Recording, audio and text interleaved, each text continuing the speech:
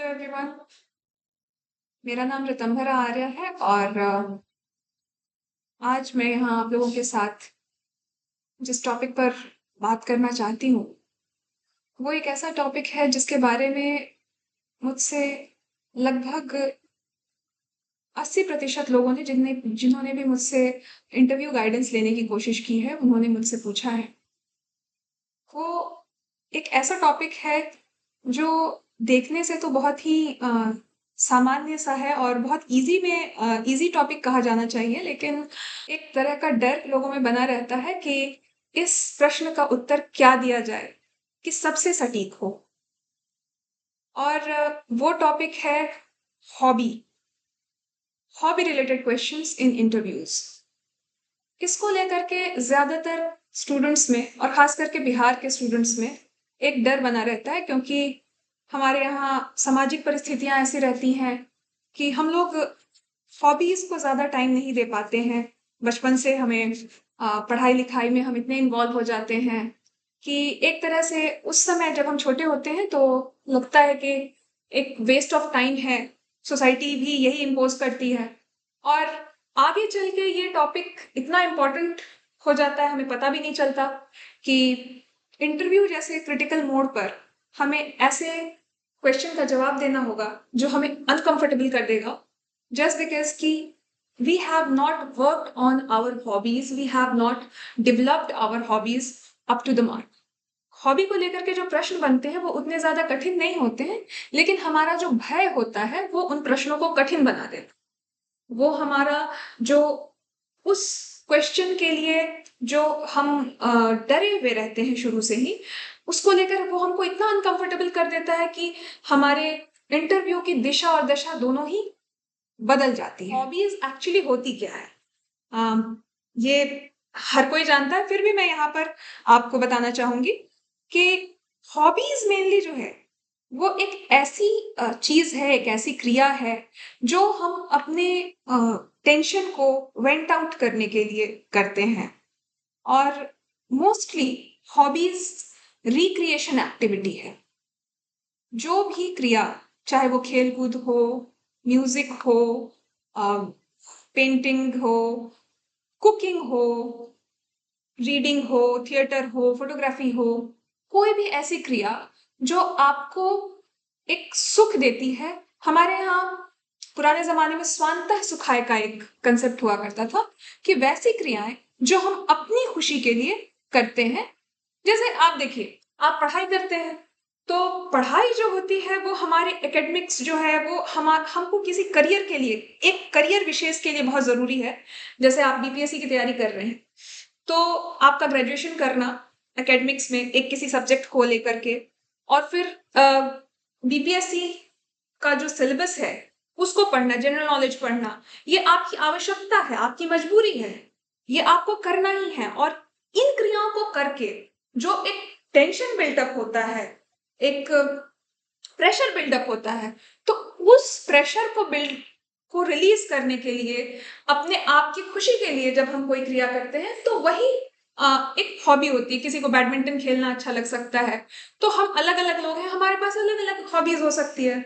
सो hobbies को लेकर के इतना डरने की जरूरत नहीं है। मैं बस ये कहना चाह रही हूँ, और इस वीडियो के थ्रू भी मैं बहुत सारे मिथ्स बस्ट करूंगी और वी विल क्रिटिकली एनालाइज कि हम बीपीएससी में जो है, बीपीएससी के इंटरव्यू में या फिर किसी एनी अदर इंटरव्यू में हॉबी रिलेटेड क्वेश्चंस इतने इंपॉर्टेंट क्यों हो जाते हैं। सो हम लोग स्टेप बाय स्टेप आगे बढ़ेंगे। तो जैसा कि हमने आपको पहले बता दिया कि ये जो हॉबी है, hobby went out, pressure went out करने की चीज है और ये अपनी खुशी के लिए करते हैं। तो जब हम खुशी के लिए करते हैं, किसी अदर पर्सन का इसमें प्रेशर नहीं होता है, किसी दूसरे के पसंद से। क्योंकि बहुत सारे स्टूडेंट्स मेरे पास आते हैं, वो पूछते हैं कि हमें अपनी हॉबी क्या बतानी चाहिए। तो मैं हमेशा कहती हूँ कि हॉबी जो है, एक एक हॉबी तो ऐसी चीज है जो आपको खुद डिसाइड करने को दी जा रही है। वो आप क्यों देना चाहते हैं किसी को इख्तियार कि आप हमारी हॉबी डिसाइड कर दें। बीपीएससी ने सिलेबस बना रखा है, आपको वही पढ़ना होगा, उसमें से ही क्वेश्चंस आएंगे। एक इख्तियार आपको मिला है कि आप अपनी हॉबी खुद डिसाइड कर सकते हैं, तो कम से कम आपकी अपनी हॉबी आप अपने आप से पूछिए, एक्सप्लोर कीजिए अपने अंदर, आपको क्या चीज़ है? मान लीजिए आप कुकिंग करते हैं तो आपको अच्छा लग रहा है कि ये कुकिंग करने से फिर से दोबारा हम 3 घंटे, 4 घंटे के लिए हम पढ़ाई करेंगे, तो उतना का मेरा फ्रेशन अप हो गया, ठीक है? तो वैसे ही चीज़ है कि आप अपने रिक्रिएशन के लिए उसको यूज़ करेंगे।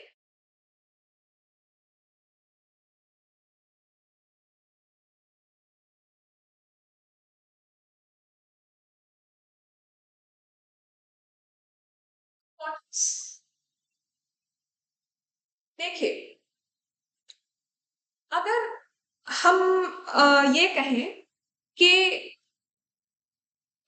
बीपीएससी इंटरव्यू या किसी भी इंटरव्यू में जो लोग बैठे रहते हैं, जनरल एक परसेप्शन है कि इंटरव्यू में है ना हमको छांट दिया जाएगा या हम छट जाएंगे। एक परसेप्शन, एक डर, नॉट परसेप्शन, एक डर कि हमें हटा दिया जाएगा, हमें नहीं सेलेक्ट किया जाएगा। ये एक डर है कि हमें सेलेक्ट नहीं किया जाएगा, हमें छांट दिया जाएगा। लेकिन आप ये बात सबसे पहले आपको अपने आप को समझानी होगी कि इंटरव्यूज जो होते हैं वो सिलेक्ट करने के लिए होते हैं। जो भी इंटरव्यू पैनल बैठा होता है वो आपको सिलेक्ट करने के लिए बैठा होता है, वो लोग रिजेक्ट करने के लिए नहीं बैठे होते हैं। जब किसी से बात करेंगे तो आप सब सामने वाले को ईज आउट करना चाहते हैं। इंटरव्यू पैनल का अगर आप पर्सपेक्टिव, इंटरव्यू पैनल के पर्सपेक्टिव से देखें तो सबसे पहले वो ईज आउट करना चाहते हैं ताकि वो आपका 100% देख सके, ले सकें आपसे बात करके। तो जब हम कम्युनिकेट करते हैं तो हॉबीज ऐसी चीज है ना जो सबसे इजी होती है और एक दूसरे से इंटरैक्ट करने का एक लिंकिंग पिन देती है। तो हॉबीज का जो इंपॉर्टेंस है ना, it works as a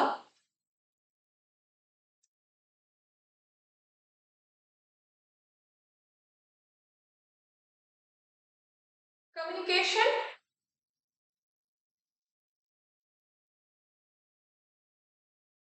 linking pin. अब इसमें क्या है कि इंटरव्यू पैनल एक ऐसी जगह खोज रहा होता है कि जहां से स्टूडेंट को हम ईज आउट भी कर सकें और उसकी पर्सनालिटी के बारे में कुछ चीजें समझ भी सके। जब आपसे बात की जाती है 2-4 लाइनों के बाद, आप जिस वे में आप एक्सप्रेस करते हैं अपने आप को, हॉबी रिलेटेड क्वेश्चन या किसी भी क्वेश्चन में जिस वे में आप एक्सप्रेस करते हैं अपने आप को, उससे जो इंटरव्यू पैनल है, जो बहुत ही एक्सपीरियंस्ड होते हैं वो लोग, तो वो पर्सनालिटी ट्रेट्स होते हैं, वो उसको निकाल सकते हैं। तो ये जो पर्पस हो जाता है ना हॉबी रिलेटेड क्वेश्चंस का या रिलेवेंस जो है वो ये है कि वो एक इंटरेक्शन का, एक कम्युनिकेशन का लिंकिंग पिन प्रोवाइड करता है।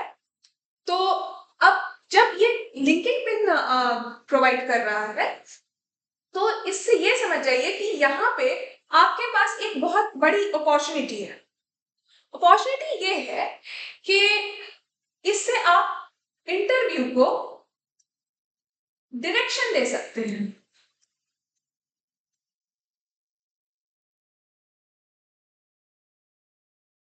ठीक है, आप किस तरफ ले जाना है आप मोड़ सकते हैं इंटरव्यू को, है ना? कि ये इसको इस तरीके से समझिए, आप डायरेक्शन कैसे दे सकते हैं इंटरव्यू को। मान लीजिए कि आपने अपनी हॉबी पर बहुत काम किया है, आप बचपन से आपको म्यूजिक में बहुत इंटरेस्ट था, तो आप क्लासिकली ट्रेंड हो गए।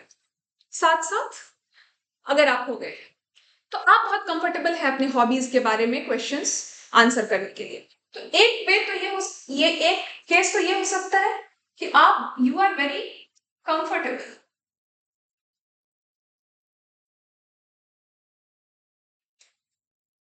ज्यादातर लोगों की तरह आप भी not comfortable in answering hobby related questions. तो अब जब आप हॉबी रिलेटेड क्वेश्चंस को अप्रोच करने में अनकंफर्टेबल हैं तो हमारा यहां से गेम प्लान क्या होना चाहिए, हम उसके बारे में डिस्कस करेंगे। जबकि आप not you are not comfortable in answering hobby related questions, तब हमारा क्या गेम प्लान होना चाहिए, हम इसके बारे में यहाँ पे स्टेप वाइज डिस्कस करेंगे कि हम कैसे इस इशू को एड्रेस करें। ठीक है, तो वी आर कंफर्टेबल। तो कोई भी अगर प्रॉब्लम है, उस प्रॉब्लम को सॉल्व करने के लिए इट इज वेरी नेसेसरी कि हम उसके रूट कॉज में जाएं। और हमारा रूट कॉज क्या है? Why am I not comfortable in answering hobby related questions which should be the easiest question. इसके अगर हम रीजंस में जाएं तो इसका जो बेसिक रीजन है ना, वो रीजन हमारे अपने अंदर नहीं है। First of all, I am not the failure, the society has failed me. हम ज्यादातर जो बिहार के लोग हैं, हम लोगों के यहाँ एक रिसोर्स को लेकर के जो सर्वाइवल के लिए जो एक रेस चल रही है कि हमको एक मान्यता है, एक परसेप्शन है कि अ, मतलब पढ़ाई करना है, सिर्फ पढ़ाई करना है, कुछ और करने से टाइम वेस्ट होता है। तो एक जो स्ट्रगल फॉर सर्वाइवल है, उसने कभी हमको मौका ही नहीं दिया कि हम कुछ अपने मन का कर सके। तो एक बात हमेशा याद रखें, आप कॉन्फिडेंस लूज करने लगे हॉबी रिलेटेड क्वेश्चंस में, तो आप जरूर एक बार याद रखें इस बात को कि अगर आपकी कोई हॉबी नहीं डेवलप हो पाई है तो ये आपकी गलती नहीं है, ये आपकी गलती भी नहीं है। और एक और बात याद रखें कि it's not a crime to not to have any hobby, क्योंकि हर किसी की परिस्थितियां अलग अलग होती हैं। बहुत सारे लोग ऐसे हैं हम में से जो अपनी पढ़ाई के साथ साथ कुछ साइड में अपना साइड हसल कर रहे हैं, ट्यूशन पढ़ा रहे हैं, पार्ट टाइम जॉब्स कर रहे हैं, ताकि वो अपने परिवार को भी थोड़ा बहुत, अपनी पढ़ाई में थोड़ा बहुत अपनी पढ़ाई का खर्च उठा सके। हम में से बहुत लोग ऐसे हैं जो अपनी पढ़ाई के साथ साथ साइड हसल्स कर रहे हैं, पार्ट टाइम जॉब्स कर रहे हैं, सो दैट कि एक तो वो अपनी पॉकेट मनी जो है, जो सपोर्ट है, वो पेरेंट्स से ना लेना पड़े, और जहां तक हो सके वो पेरेंट्स को भी सपोर्ट कर सके, which is a very good thing to do. तो उसके साथ ही हमारे यहाँ जो होता है, हाउस होल्ड वर्क में भी हमें हाथ बटाना होता है, खुद मिल पाता है, ऐसी परिस्थितियां नहीं हो पाती हैं, तो कोई ऐसी हॉबी हम डेवलप नहीं कर पाते। तो आप अपने मन में इस बात का कॉन्फिडेंस रखिए कि इंटरव्यू पैनल जो है ना, वो भी हमारी सोसाइटी के लोग हैं, उनको पता है, so if you communicate it honestly कि सर हम ये जो हॉबी है हम डेवलप नहीं कर पाए, तो वो लोग इस बात को समझेंगे कि अच्छा, ये क्राइम नहीं है। और ये जो आपके अंदर डर बैठा है ना कि हमारी कोई हॉबी नहीं है तो इससे हमारे इंटरव्यू में मार्क्स कट जाएंगे, नहीं, it is just you have to communicate it to them, है ना? रहना है, you have to have this belief कि it is not a crime and it is not my mistake। ठीक है, चलिए अब हम लोग आगे बढ़ते हैं। आगे हम इसी अप्रोच में बढ़ते हैं कि कुछ चीजें जिसकी वजह से आपका कॉन्फिडेंस लूज हो रहा है हॉबी रिलेटेड क्वेश्चंस में, वो ज्यादातर इसलिए है क्योंकि एक कुछ कुछ भ्रांतियां चल रही हैं मार्केट में, कुछ मिथ्स हैं जिसको हम सच मान बैठते हैं, और उसी वजह से हमारा कॉन्फिडेंस लूज होने लगता है। तो जब हम हॉबी रिलेटेड थिंग्स एड्रेस कर रहे हैं तो जरूर कुछ एक मिथ्स को बस्ट करना हमारा बनता है। एक तो सबसे बड़ा मिथ वो हॉबी रिलेटेड क्वेश्चंस को लेकर के नहीं है, लेकिन एक मेजर हेड है, इंटरव्यू को ही लेकर के एक मिथ है। वो ये है कि इंटरव्यूज बाय लक या बाय चांस क्लियर हो जाता है। नहीं, ये बहुत बड़ा मिथ है। इंटरव्यू बाय लक नहीं क्लियर होता है। ये पर्सनालिटी बिल्डिंग, जो समय के साथ पर्सनालिटी बिल्डिंग होती है, वो उसकी वजह से क्लियर होता है। तो अगर आप इंटरव्यू क्लियर करना चाहते हैं तो you have to work on your personality consistently. जो लोग उन्हें को मौका नहीं मिल पाया बचपन से, वो आज से स्टार्ट करें, लेकिन करें।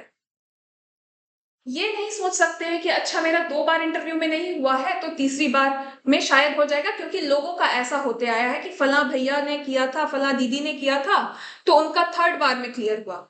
तो आप जो मिस कर रहे हैं यहाँ, वो ये बात है कि उन्होंने जो उन्होंने जरूर कुछ ना कुछ डायरेक्शनल चेंज किए होंगे, कुछ ना कुछ अपने अंदर कुछ चेंज किए होंगे, स्ट्रक्चरल चेंज किए होंगे अपने अंदर, तब जाके उनका चेंज के रिजल्ट में चेंज आया है। अगर आप सेम चीज बार बार करेंगे, सेम वे में करेंगे, तो जरूर ऐसा होगा कि रिजल्ट भी सेम आएगा। सो आप इंटरव्यू बाय लक नहीं होता है क्लियर, बाय चांस नहीं होता है क्लियर।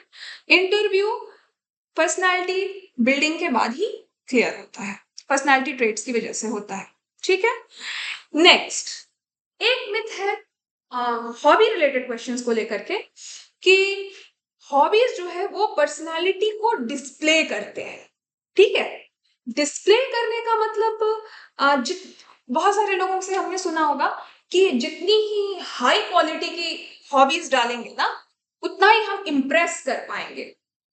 तो ये बिल्कुल ही गलत है, क्योंकि जो भी सामने में आपके experienced and learned interview panel बैठे हुए हैं, वो लोग आपके पर्सनालिटी ट्रेट को देखने के लिए हैं, यहाँ पे आपके नॉलेज और ये सब को देखने के लिए नहीं, और किसी हॉबी की क्वालिटी नहीं होती है। पहले भी हमने डिस्कस किया कि स्वांतः सुखाय की जाने वाली एक क्रिया है, तो इससे फर्क नहीं पड़ता है कि आपकी हॉबी की क्वालिटी क्या है। ठीक है, हॉबी आपकी मर्जी के हिसाब से हो सकती है, लेकिन हाँ, उसमें आपको पूरी तरह से ईमानदारी बरतनी होगी। मान लीजिए आपको गार्डनिंग करने का शौक है, तो जरूर जो लोग गार्डनिंग करते हैं, तो उनको क्या खुशी देता है? उनको ये खुशी देता है कि जब वो एक पौधा लगाते हैं, दैट स्टार्ट्स ब्लूमिंग, तो वो एक पत्ते को, एक पौधे को जिंदा रखने के लिए हर वो उपाय करना चाहते हैं जो पॉसिबल है। तो इसके लिए वो जानकारियां इकट्ठा करते हैं, और विथ टाइम उनको बहुत सारी जानकारी हो जाती है। सो जब वो कहते हैं कि गार्डनिंग इज माई हॉबी, तब वो उनकी ऑनेस्टी उनको कॉन्फिडेंस देती है, और इसलिए इंटरव्यू पैनल भी सेटिस्फाई होता है। लेकिन अगर आप कोई high class hobby, for example आपने कह दिया कि हमें रीडिंग बहुत पसंद है, हमें लिखना बहुत पसंद है, सो नाउ अगर आपका उसमें डीप इंटरेस्ट है, तो आपसे बेसिक क्वेश्चंस पूछे जाएंगे।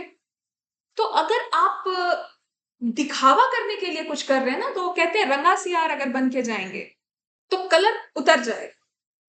सो इट्स बेस्ट आप जिस वे में है, be natural, be honest, you don't have to act over smart.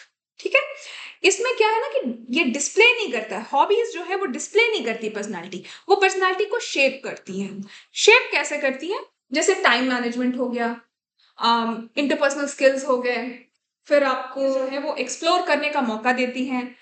तो इस वजह से आपकी पर्सनालिटी बिल्डिंग होती है, और जैसा कि हमने कहा कि पर्सनालिटी बिल्डिंग के बाद ही इंटरव्यू क्लियर होता है, बाय चांस नहीं होता है।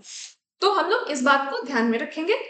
कोई भी हॉबी हो आपकी, आप हॉबी आराम से कंफर्टेबली बताएं। ठीक है, एक और मिथ ये है कि हॉबीज को मास्टर किया जा सकता है थ्रू रीडिंग, लर्निंग, मेमोराइजिंग। ये बहुत बड़ा मिथ है, क्योंकि बहुत सारे स्टूडेंट्स को मैं देखती हूँ कि जैसे ही उनका मेंस क्लियर होता है, वो लग जाते हैं कि हॉबीज के बारे में पढ़ना है। भाई, हम तो ये हॉबी दे रहे हैं, हमने म्यूजिक को अपने हॉबी बना ली है, अब हम म्यूजिक के बारे में पढ़ेंगे, और उसी से क्वेश्चंस हमारे निकल जाएंगे। आपका इंटरेस्ट नहीं था, आपने बनाया है हॉबी को, म्यूजिक को अपनी हॉबी बनाई है, और अब आप उसके बारे में पढ़ रहे हैं। तो एक बात ध्यान रखिएगा कि म्यूजिक का एम्बिट या किसी भी फील्ड का एम्बिट इतना बड़ा होता है कि आप उसको पढ़ के कुछ दिनों में मेमोराइज नहीं कर सकते हैं। जो उसकी बेसिक थिंग्स हैं, वो बेसिक थिंग्स आपको विथ टाइम आपको समझ में आती जाएंगी, आपका एक्सपोजर लेवल बढ़ता जाएगा उस पर्टिकुलर फील्ड का, एंड दैट इज रिक्वायर्ड। और हैविंग सेड दैट, एक और मिथ मेरे को याद आ रहा है, वो है कि लोगों को लगता है कि जो हॉबी है, हॉबी पे हमको मास्टरी हासिल करनी है, या फिर हमको प्रोफेशनल लेवल का नॉलेज होना चाहिए। मतलब हॉबी की तैयारी कर रहे हैं, हॉबी रिलेटेड क्वेश्चंस की, तो कहाँ डीप डाउन घुसे जा रहे हैं, घुसे जा रहे हैं, घुसे जा रहे हैं, इतना टाइम वेस्ट कर रहे हैं कि डोंट इवन अंडरस्टैंड कि बाकी चीजें भी हैं पढ़ने को, या फिर तैयार करने को, प्रिपेयर करने को। So you have to have this confidence कि अगर आप ऑनेस्टली किसी हॉबी के बारे में बता रहे हैं, तो बेसिक क्वेश्चंस के आंसर आपको जरूर आते होंगे, और अगर मास्टर लेवल के क्वेश्चन आपसे पूछे जा रहे हैं, तो आप जरूर पोलाइटली डिक्लाइन कर सकते हैं, कोई दिक्कत नहीं है इसमें। ठीक है, यहाँ तक की बात मेरी I hope I am clear. अगर आपको कोई भी क्वेश्चन लग रहा है कि नहीं ये पॉइंट मेरा क्लियर नहीं हो पाया है, तो आप ज़रूर कमेंट सेक्शन में उसको बता सकते हैं, ताकि हम आपका जो भी कन्फ्यूजन है हम पूरी कोशिश करेंगे कि उसको क्लियर कर सकें। ठीक है, आगे बढ़ते हैं। अब इतनी चीजें तो मैंने अपनी तरफ से कही, एक आध दो और भी क्वेश्चंस हैं जो मुझे आप लोगों से ही मिले हैं, तो वो भी जो एफएक्यूज होते हैं ना, फ्रीक्वेंटली आस्क्ड क्वेश्चंस, तो एक बहुत ही फ्रीक्वेंट क्वेश्चन है विच आई थिंक कि बहुत इंपॉर्टेंट है बात करने के लिए, कि what if I don't have any hobby? So, although we have discussed about it in previous section, हमने बात की कि ये क्राइम नहीं है हॉबी नहीं होना, तो इसको कैसे हैंडल करें। मैम, जिस परिवेश में मैं बड़ा हुआ, उस परिवेश में उन स्थितियों में पढ़ाई के अलावा और कुछ भी डेवलप कर पाने का मौका मुझे नहीं मिल पाया। कुछ मैंने अपने फैमिली को भी सपोर्ट करने के लिए, कुछ अपनी पॉकेट मनी इकट्ठा करने के लिए मैं अपने खाली समय में कुछ बच्चों को पढ़ाने लग गया, एंड नाउ इट सीम्स या now it turns out to be कि मुझे बच्चों को ही पढ़ाने में अच्छा लगता है, तो मैं ज़्यादा से ज़्यादा समय बच्चों को ही बेसिक लेवल चीज़ें पढ़ाता हूँ। तो ये एक तरीका हो सकता है इस सिचुएशन को हैंडल करने का। तो अब आपसे आपकी हॉबी के बारे में अगर वो पूछते हैं, तो you have that general knowledge and all, कि जिससे आप उतना एम्पल नॉलेज तो है आपके पास ना, तभी तो आप कोई भी एग्जाम रिटन क्रॉस करके यहाँ आ रहे हैं, बीपीएससी हो या कोई भी एग्जाम हो, तो आप उतना नॉलेज है तो आप उसको हैंडल कर लेंगे। And it also gives a full stop to the hobby related question. Now the interview section will move to another direction. तो आपने यहाँ पे भी डायरेक्शन एक बता दिया कि नहीं, यहाँ पे मेरे से क्वेश्चन नहीं पूछना है, और वो डायरेक्शन चेंज हो गया। ठीक है, एक छोटा सा डूज एंड डोंट्स में एक ही बात मैं बताऊंगी कि डूज में कि be honest what ever the condition में बी। आपकी हॉबीज है आप बताइए, आपकी हॉबीज नहीं है मत बताइए। आपकी हॉबीज आपको लगता है इंटेलेक्चुअली उतनी एनरिच नहीं है, तो भी आप वही हॉबी बताइए।